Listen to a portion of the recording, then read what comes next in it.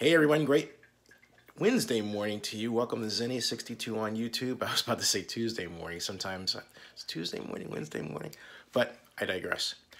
Got the coffee going right here. That's what you see. Ta-da! And woke up to the sad news regarding a remark that Oakland Raiders owner Mark Davis made in an interview in Sports Illustrated with, actually it's Monday Morning Quarterback, right? To S.L. Price, who's a seasoned writer. And Davis basically, when asked what would he have done if Gruden wasn't available, would he have retained Del Rio? And he said he would have no choice. He said, look, it's either that or spend $20 million and hire T. Martin. No.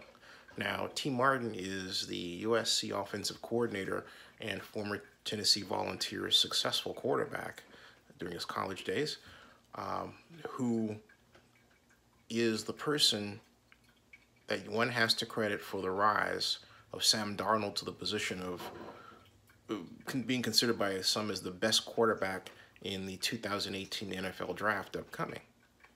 Now, I guess Mark Davis didn't get the memo, but T. Martin developed a line split approach with respect to the SC running game that is to be studied.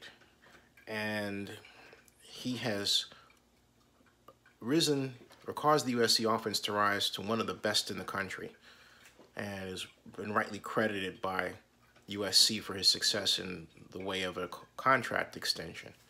But T. Martin was also the Raiders' selected Rooney Rule interview. And Martin knew or had to know that the Raiders were intent, or at least Mark Davis was intent on hiring Jon Gruden to be his head coach. But he flew up to Oakland for the interview anyway. Davis didn't have to make the remark that basically says this to S.L. Price. Hey, I only talked to T. Martin because he's a black guy and the NFL says I have to talk to a black guy before I hire the white guy Gruden that I really want, okay? That's basically what Davis said. That's it. That's what Davis said. That's what it sounded like. And it hurt me personally, it saddened me personally to hear it because it reminded me of when at the 2015 NFL Spring League meeting, Mark Davis asked me to come up with a plan, a stadium plan to retain the Raiders in Oakland. And then my longtime friend, Mike Silver, who's now with the NFL Network, was right there to witness it and put that on Twitter. Again, thank you, Mike. I've said that again and again and again. I can't thank you enough. So I went, to make a long story short, I developed a financial plan based around a kind of a stadium hotel resort concept. I brought in the hotel not because it was just some pie-in-the-sky idea, but it was based on something that was going on in Cleveland, which I felt would work financially. And when I built the spreadsheet and ran the numbers, it did work. So I then cold called Diane Paulway of Piper Jaffray Investment Banker. She's a managing director. And to make another long story short, she assembled a deal team. They looked at my spreadsheet, blessed the spreadsheet, said it would work, and we were ready to talk either with the Oakland Raiders or the city of Oakland or both.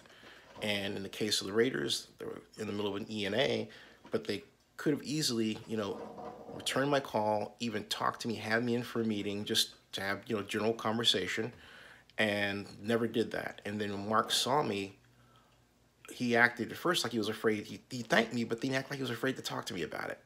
And this was at the Schaumburg NFL owners meeting. I'll never forget it. And since then, he's always acted like he was afraid to talk to me. Just simple conversation where you look a person in the eye and you talk about the weather, right? So I always put this out of my mind. I tried to thought, okay, it can't be because of race, right? It can't be. And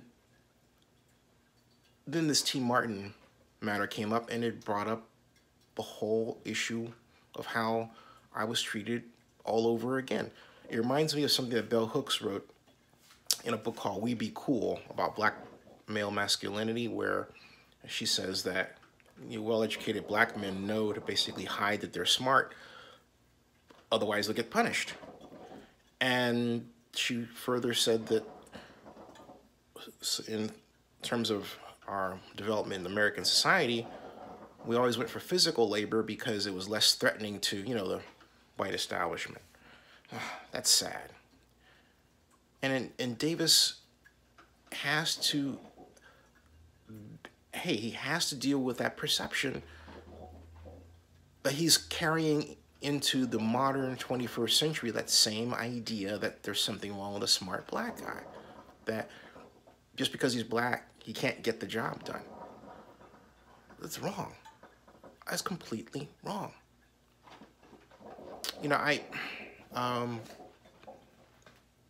In retrospect, I was always go back every time I think about this and think, well, Davis did ask me to form the plan, right?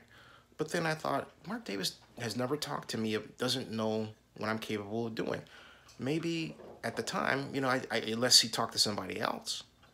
But that was never evident to me. So I began to consider, maybe it was just all a joke to him. And then all of a sudden, he figured out that, hey, I could really do something. Surprise.